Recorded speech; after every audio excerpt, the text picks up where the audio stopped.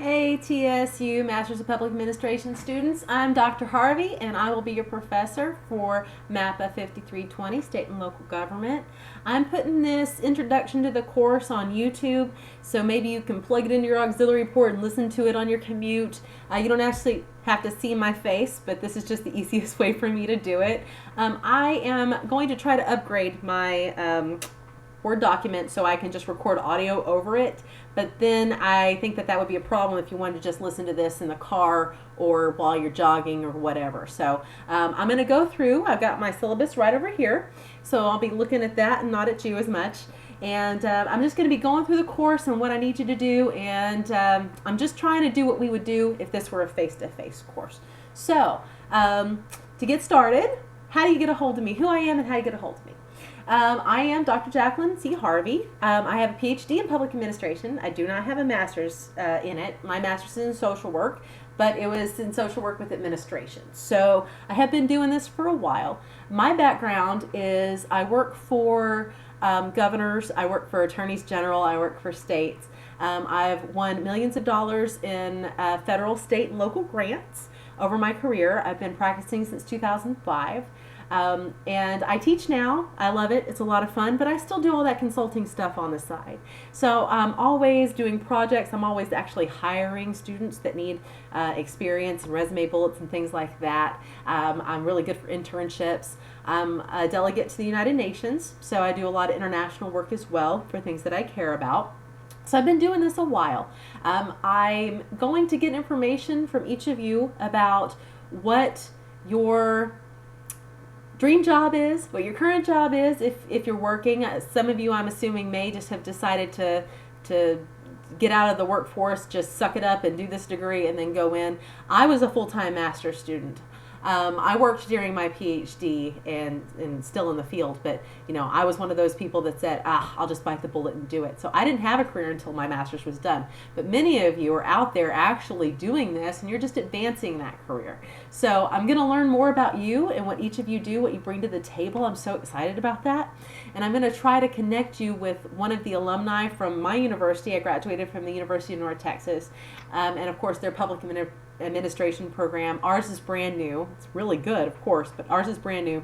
Theirs has been around for 30-something plus years. So they have 100,000 plus alumni, I believe. I may be exaggerating, but it's a pretty impressive list of students that have gone on and done amazing things. So I'm going to try to find you guys mentors because I recognize that what I do and my experience might not be what you were getting this degree to do. So I want to know why you're in this degree, why did you pick this program. I want to know what I can do to help you succeed, because I'm here for y'all.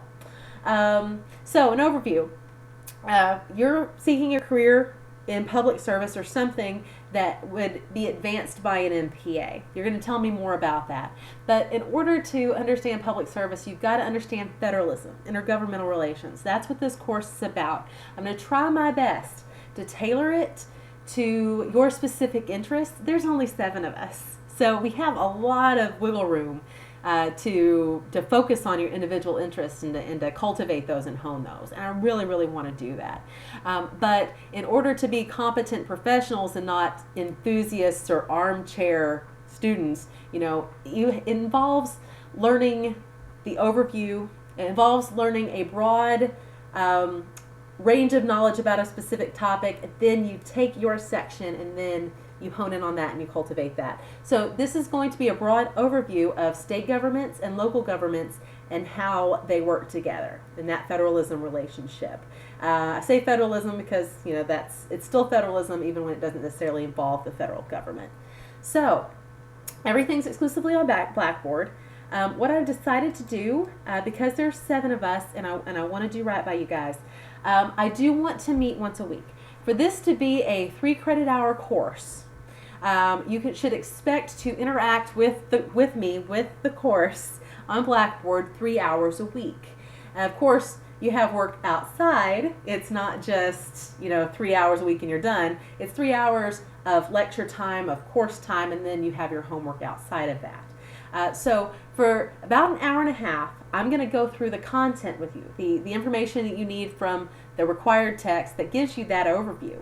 And then I want to meet once a week, and I put a poll on Blackboard for you. It's called When is Good, and you have 5 different choices 5 days a week, Monday through Friday, and we're starting at 6 to let people get home if they want to. I say we're starting at 6. The first option is at 6 to 7:20, then 6:30 to 7:50, 7, and it goes every 80 minutes starting at 6. So I'm going to ask everybody to choose the times that they can meet, not your preferences.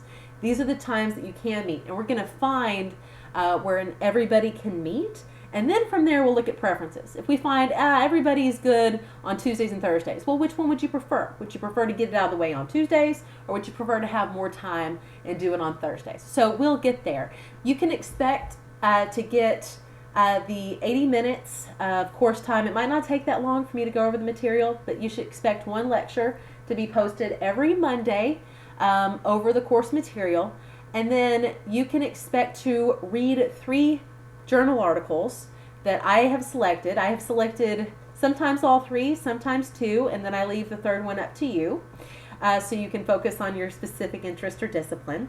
You are going to read those 3, and then we're going to have a seminar.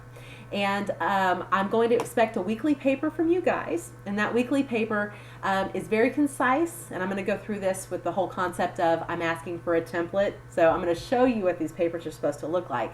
But it's going to be concise. You're going to tell me what the purpose of that reading is.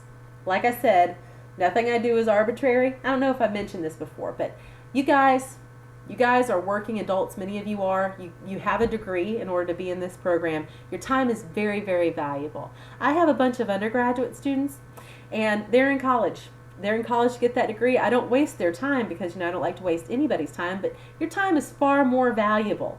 I'm not going to ask anything of you that I don't think is important for you, that I don't think I'm doing right by you. And I pray really hard that I do right by you guys, because this is time away from your current career or the career you could be having. This is time away from your families. Many of you, we all have families. Many of you have small children even. This is time away from binging on Netflix, whatever. Your time is valuable. So I have picked the articles I've picked for a reason, but the first question on this template is, why do you think this article is important? What is the significance of it? And then I ask you to very concisely tell me about these articles, and then we're going to discuss that once a week. So let me back up a little and take you on how to get a hold of me. Like I said, I love my undergraduates. I adore them. Just want to pinch their cheeks and smack them. But you guys have priority. And so I have created an email address specifically for you. It's right here in the syllabus, which I suggest you download and put in your calendar. MAPA, MAPA5320TSU@gmail.com. What that email does is it forwards directly to my jharvey@tarleton.edu. But what it does is it comes from you guys, and it allows me to filter out those 90-something, actually nearly 100 undergraduates I have in my 3 undergraduate courses. So I will catch your emails first and respond to you quickest. So I have a little setting. If you want to get a hold of me, you can get a hold of me at jharvey@tarleton.edu, but for an expedited response, I prefer you use the MAPA5320TSU@gmail.com. And I think that that's the best thing for everyone. So also, you guys can have my phone number if you need it, because that might be quicker. My undergrads, I keep that phone number. No. Problem is, sometimes they get a hold of it and I get text messages, but you guys can have it. We can do virtual office hours on Zoom if you need that. My Zoom information's here on the syllabus. So let me tell you more about what we're going to do. Let's start with required course text. I asked my colleagues for a recommendation of what's the best IGR, intergovernmental relations text. And they all said this one is the best, and it's got actually one of my favorite authors from articles and stuff that I used in my dissertation in it too. And so it looks pretty good. Now, I think it's pretty much designed for undergrads. But the main thing is, like I said, overview, and then we get into the articles from there. So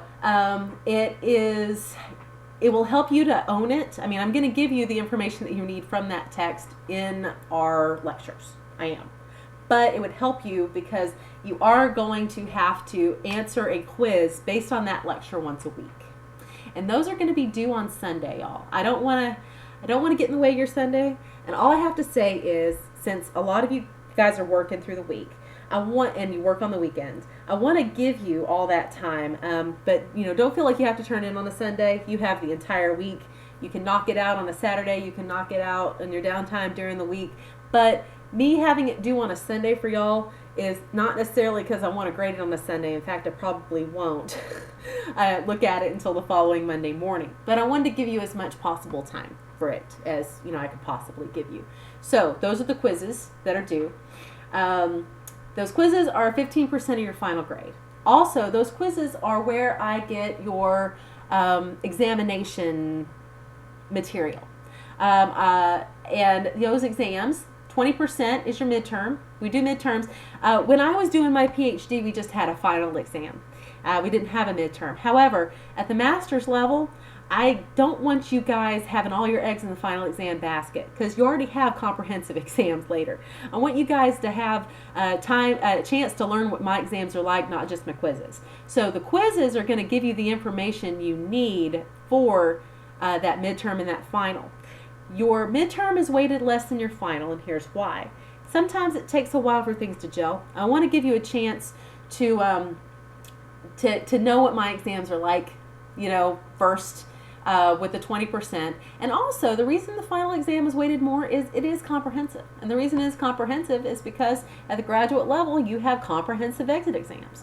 So you don't have the luxury of just learning something for the first half of the semester, forgetting it, and then learning something else. So that final exam is weighted more than that midterm, but that, I believe, is for your benefit.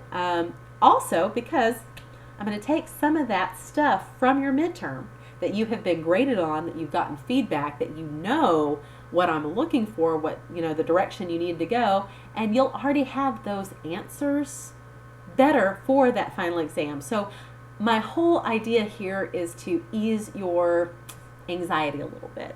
If you're in the fight or flight section of your brain because you're so anxious, and I know anxiety is kind of inevitable when you're in grad school, you're stressed out. But I don't want you to spend your emotional energy being worried. I want you to spend it not in this, subprimal cortex brainstem. I want you to be able to engage your higher faculties. So I'm hoping that this puts you a little at ease.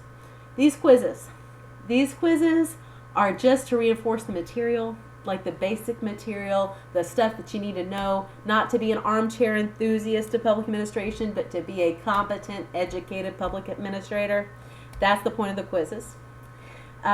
This weekly literature review, like I said, and I'll talk to you more about the templates here in a second, but like I said, you're going to have a weekly paper, and you're going to give a summary of 3 journal articles, and I have them listed 1, 2, and 3. And this includes those assigned. If 3 articles are not assigned, you have to provide an additional complementary article to complete the assignment. So that's on you. Something that you find interesting that you bring to the table. And then you're going to answer the key questions about each article and conclude with a section comparing and contrasting the significance of each article. And, how are they related? What does this article tell us that we don't already know? Why does it matter? These papers are not going to exceed 3 double-spaced pages. And you're thinking, oh my gosh, how do I summarize 3 articles in 3 double-spaced pages? We're practicing the art of being concise. Because when you write reports, they want only the information, no embellishment, everything else. So this also keeps you from feeling like you have to go into extreme detail, repeating what you've already learned in the article. I'm more looking for, what does the article say? Why does it matter? What do you take away from it? Because we're going to be talking about that in our weekly seminar section of this course. So these papers are going to be due weekly upon the discussion time, whichever day and time we decide works for all of us. That's when the papers are going to be turned in to me. In fact, I'll actually make it following the discussion time. So if you decide that you want to add something, and then you already have that opportunity. I think that's a good idea. We'll do that. Okay, and then your final paper. In your final paper, you will be paired, early actually in the semester, you're going to be paired with a mentor that has the job that you are wanting to ascend to when you graduate. So suppose you're already in the job you want to have, you just want to learn how to do it better. It's going to be somebody that's been doing your job longer than you've been doing it, or has particular success doing this job. Or it's your dream job. You know, what do you want to do with this MPA later? And I'm going to help find somebody that can take the material, this broad material, and say, why do you need to know this for the job you're actually going to have out there in the field, or the job that you hope to have out there in the field? So that final paper is going to be also in a template form, and I'll tell you why. But that final paper is going to be an interview, and it doesn't have to be face-to-face. I mean, you could, you know, say, I just need answers to these questions. And then it's going to be peppered with the actual scholastic, academic, scholarly, the material that we've been talking about. So you've got to connect the text, the articles, and the interview. And I'm going to teach you how to do that. Don't worry about, you know, like exactly how I'm going to do that. The template's going to help you. So we'll get there, I promise. So, guidelines for graded material. Use the template provided to you and do not change it or alter it in any way. Like I said, guys, I hate arbitrary. I loathe arbitrary. I don't have time for arbitrary. I'm too busy doing stuff that I have to do to survive. I am a wife. I am a mother. I got one on the way too. So I'm a little busy. So I don't necessarily want to waste your time, take you away from your careers and your families. And I don't want to waste my time either. What is a template? Is that petty? Is she a control freak? No. She's a very, very successful grant proposal writer and public administrator. And almost everything I've ever had to turn in has been requested in a certain format. This saves us time, by the way. Me asking for something in a specific format saves us time. Here's how. You don't have to spend all that energy trying to figure out, how do I present this information? And I don't have to spend all that energy trying to figure out where the information I need is. In the template, there's a subhead. And in each section, I want in this subhead, this info. And in order to grade you fairly, to be less subjective and more objective, each section has a point value that's assigned to it. And then that way I can say, okay, if you ended up with a 90 instead of 100, well, where are those 10 points? Well, you missed out on 2 points here, 6 points there, etc. So it's to grade you fairly. It's to make the best use of your time. It's to make the best use of my time. But it's also because out there in civil service, in nonprofit work, in government work, you know, in any kind of work out there in the marketplace pretty much, they're not interested in how poetic and flowery you are with these reports. Reports are a mode of communication. And I have won millions of dollars in state, local, and federal grants in my career. And that's how they decide who to give money to. So, the United States government says, okay, in fact I had $2.4 million for, I think it was Health and Human Services. Yes, Health and Human Services. They give a grant. Section 1 is demonstration of need, for example. And it's worth 20 points. And in the demonstration of need, I have to say, here's why we need this money. Here's the demographics of our particular community. Here's the people we serve, and they are, you know, poorer or more in need, or etc. Like, for example, I won a grant for dropout prevention, high school dropout prevention. Demonstration of need for that would have been our dropout rate is disparately high compared to other communities. So they look at that and they say, is all the information here? And how well did they convey that information? And they give you points. That's exactly what I do with you guys with these templates. Also, you have to use the template and do not alter it, because if I had submitted any of these grant proposal templates, excuse me for the itchy nose, and I had decided that it just wasn't pretty enough, and I wanted to change the font, or if I didn't follow directions. They even have particular how many inches of margins that you're allowed to use. Why would they do that? That seems arbitrary. I'm like, who cares? It's not arbitrary. Here's why. Why would the federal government give $2.4 million to somebody who cannot follow directions? That's a problem. And they're looking for an excuse to not look at anything that they don't have to look at. They don't want to go through and grade that. And you know what? It's a pretty good litmus test. If you can't follow directions, then I ain't giving you my money. So it's the same thing with my templates. Those templates are to, you need to know how to follow directions. You need how to know how to write only the information that I need to get from you to grade you. Just like in your workplace, you need to write reports with just that information, no other information, bottom line up front. So that's the point of the templates. Your weekly literature review papers will have a template, and your final paper will have a template. So, second, this doesn't really apply to you. I mean, you guys are graduate students, but incoherent or insufficiently edited written assignments will be rejected. This should not apply to you, but failure to spell check. It takes 2 seconds to spell check. Spell check's free. There's no excuse to not spell check. If you don't spell check, if you don't cite properly, if you turn in something to me that lacks basic professionalism, if it's not worth the time for you to edit it, it's not worth the time for me to grade it, period. I will reject it. That's how it is. So make sure that you give yourself enough time before it's due to give it that once through. I understand that some people, writing is not necessarily their strong suit. I'm not so concerned about how pretty or flowery or poetic your words are. That's not what I need. I need information, but it's hard for me to get that information if it's not it's not well written, or written well enough at least. So I need to let you know that. Failure to spell check, that's kind of my, how they take the ruler and check the margins on those grant proposals. Spell check, if I see something, if it comes up in my word as underlined in red, we have a little problem. So I need to let you know that. It's actually in bold here on the syllabus. Academic scholastic dishonesty, again, at your level, I don't expect this. Everything needs to be cited in text and in the bibliography, and it needs to be cited properly, and we use APA style because this is public administration. This is just the style that we use.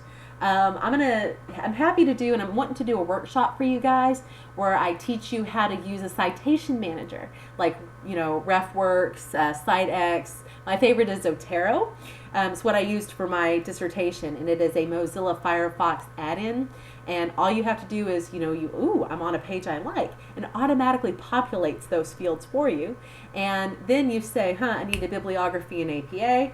Push a button and it gives it to you. And then if you have a journal that asks for it in Chicago or MLA or something else, you can change it instantly. So there are ways to make your life easier, and I'm here to help make your life easier.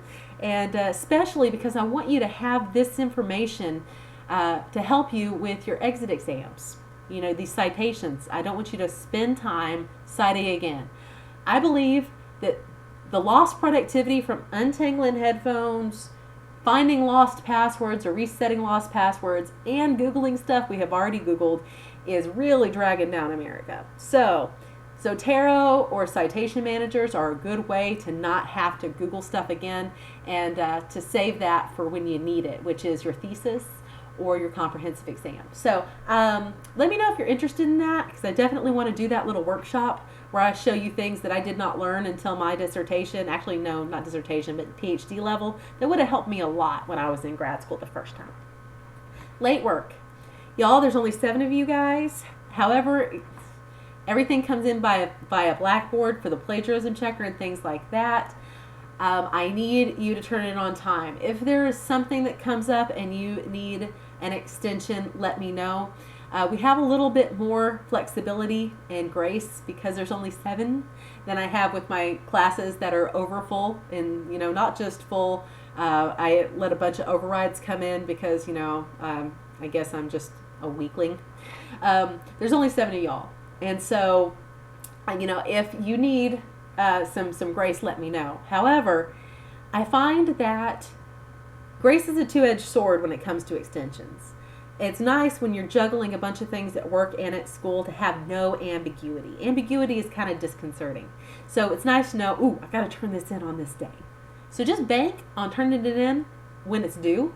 And if something comes up, we can talk. But late work is problematic because I actually have to grade it. I've got a schedule for when things are due from all of my classes and when they're graded to get those grades into the university. And because I have 3 undergraduate classes, I've got to turn in midterm grades and things like that. So I have on the syllabus late work cannot be accepted, and technically that's the bottom line policy. However, I don't want that to deter you from reaching out to me if there's something I can do to help you. Makeup exams. Yeah, you got a whole solid week to do those exams. Either do them or you don't do them. That's pretty much how it's going to be, because I can't have exams that last longer than a week. A lot of the flexibility is baked right in by virtue of being an online course. So pretty much things are due when they're due. Makeup work is not permitted, like I said. Things are due when they're due.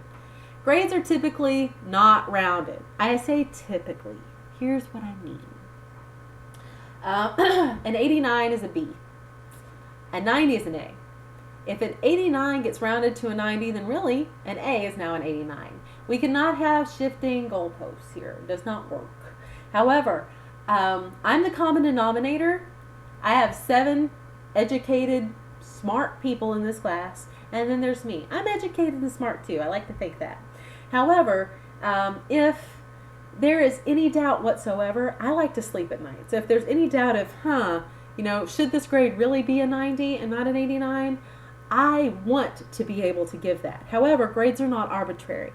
Everything I do, just so you know my philosophy, everything I do relates to the marketplace.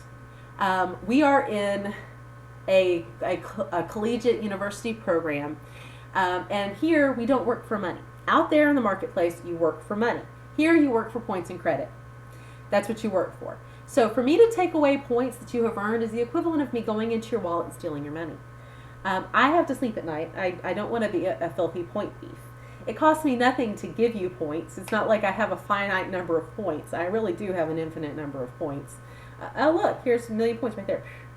But in order for them not to be arbitrary, I need to be as fair as possible. So when I'm looking at a grade, I'm thinking, it's an 89, but could that point difference be me? Could it have been my teaching style? Could it have been me not explaining something well in an email? What I do is I look at the plurality of your work. I look at, how many times you were present for discussions. Now, I don't give credit for participation because, we don't You don't get credit for just showing up. You get credit for actually doing something, not just being there. But it's kind of like in the marketplace when you are looked at for a promotion. They look at, like, if they're torn between 2 people that perform relatively equally well, you know what? Darn it. We only have 1 slot here. Maybe who has the better attitude? Who's quicker to respond to emails? Who is more creative here or there? So I look at your demeanor, your professionalism, how much effort you put in, and that will help me decide whether or not you have earned that wiggle room, and it's not me. Now, if I look and you have an 89, and I look at the plurality of your work, and I'm like, oh, well, you know what? They missed 3 quizzes. If they had done those 3 quizzes, it would have been a 90. I feel very confident saying mathematically this is a B. So, just so you know, grades are typically not rounded. I try my best to be, to err on the side of grace. I'd much rather give points that are not earned than take away points that are. Because everybody knows what a horrible feeling that is when someone takes something that belongs to you. It really does feel like you were robbed. I've had that happen to me before. And, I've been to school a lot, and, it happens. There's always those professors, too, like, oh, I don't give A's because no one's perfect. And I'm like, yeah, but I got 100% of this questions right. Yeah, I don't do that either. But, so, just so you know, grades are not rounded, but I do take these things into consideration. If there's any grace, I look and see where that might be applicable to you. And also, incomplete assignments will be rejected. The way I explain this, everything I do here, like I said, is an allegory to the marketplace. The reason we're here is to learn how to do our jobs better, or learn how to do our future jobs the best way we can. And but you don't start people out in driver's ed on the highway. You start them out in a parking lot, because it's better to hit a cone than a car or a person. Same thing here. I'm going to do the best I can to give you grace where I can, because we are not you hop in a flight simulator, right? You don't hop in an actual airplane when you're learning how to fly. Here we're learning how to fly, and I don't want you to crash. I want you to learn how not to crash. So the only way for me to do that is if you don't get something right, I will try my best to give you that opportunity again. I don't benefit at all from just saying, it's a 0, whatever. So I know that I have these guidelines and I'm serious about them. I'm not backtracking now. But I want you guys to realize, like I said, if I'd have missed a grant deadline for a multi-million-dollar grant, the United States of America would not give me another chance at that money. But this is the United States of Dr. Harvey. So there is some grace. However, there is one thing that I will never accept, and that is an incomplete assignment. You should not turn in anything that is not done. It is not the product I've asked for. In fact, I have many times had a student that does everything but the conclusion. So they do like the meat of the paper, all the research and everything else, and then they turn it into me without the final conclusion, which is the easy part, and that just tells me, okay, what do you take away from all this? And they nail that 80%, and then they say, well, Dr. Harvey, can I get an 80? I'm like, hey, no. And the analogy I use with those students is, it's as if I hired you to dig me a pool in my backyard. I need a pool, which is the hole, the liner, or the stucco. However, I'm not a pool person. It's a bad analogy in that regard. But the filter, because this summer I want to swim in a pool. And, oh man, you hit a little too close to another deadline. You didn't finish. You spent a good time. You dig a good hole. It's a fabulous hole. And then you want to be paid for that hole. A hole is not a pool. Out there in the marketplace, if you don't do your job, you don't get paid. Not only do you not get paid, so you don't get credit, like the points on a paper, that's the allegory. Not only do you not get paid, there you get fired. You get sued. Some of you go to jail. So I don't accept incomplete assignments. Like I said, I have to put the official policy is late work and makeup work cannot be accepted. And that pretty much is the bottom line. I'm going to try to do with 7 of you. I'm going to try to be as gracious as you need me to be. Just let me know. However, incomplete assignments, if you do not give me the product I asked for, I won't accept it.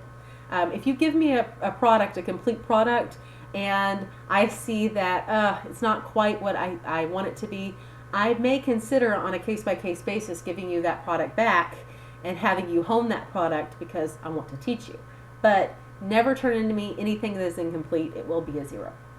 So let's go ahead and look at this course schedule. The first thing that I need you guys to do is I'm going to need you to, you're watching this video, that's part A, I'm going to need you to go to Blackboard, and I'm going to need you to go to that When is Good link and tell me what time works for you to have our weekly seminar and to turn in your weekly papers. Of course, there won't be any until next week.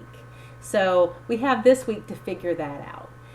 And then I need your introduction because I'm using that to help you find a mentor for your final paper and also for the benefit of you throughout this entire program. So I need that. There's no weekly quiz or paper this week.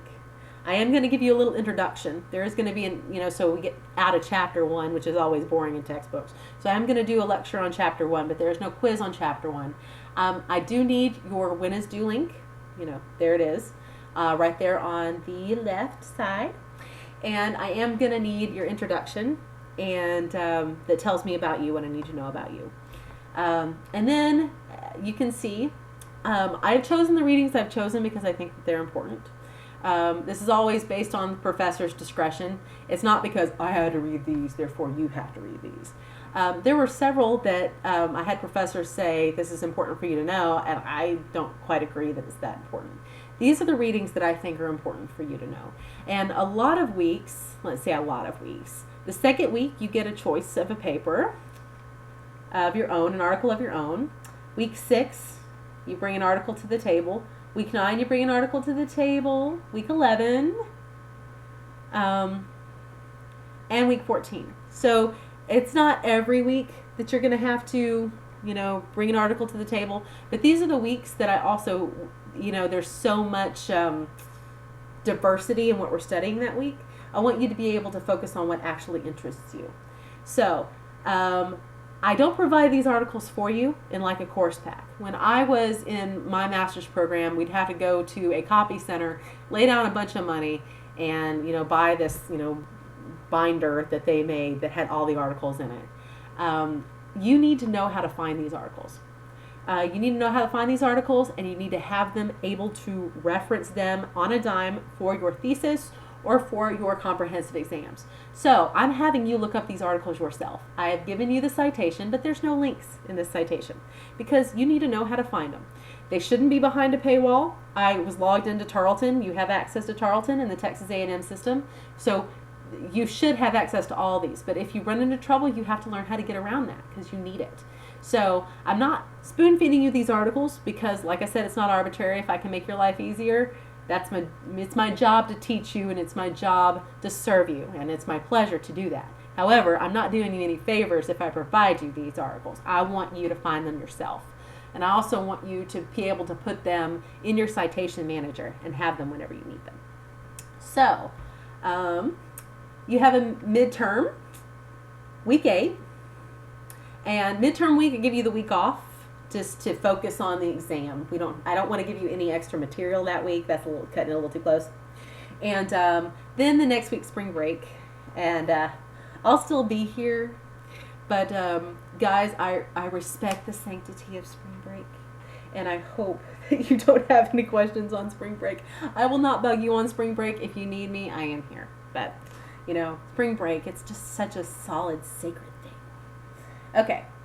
And what's the final is, that final week, the week of the 15th, we have one article that I think is really important. You don't have a paper due that week.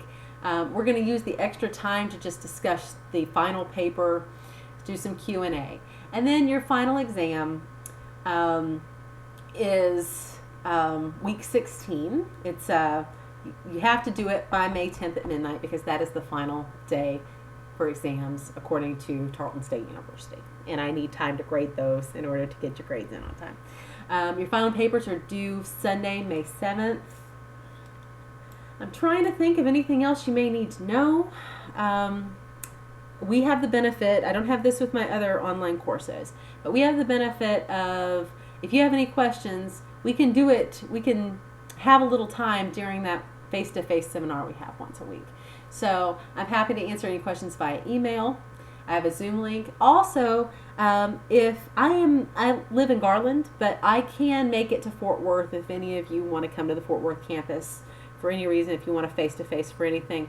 And with enough time, we can schedule that. So that's pretty much it. This is MAPA 5320. I'm so excited to be here. So excited to meet each and every one of you, and I'm looking forward to a good semester.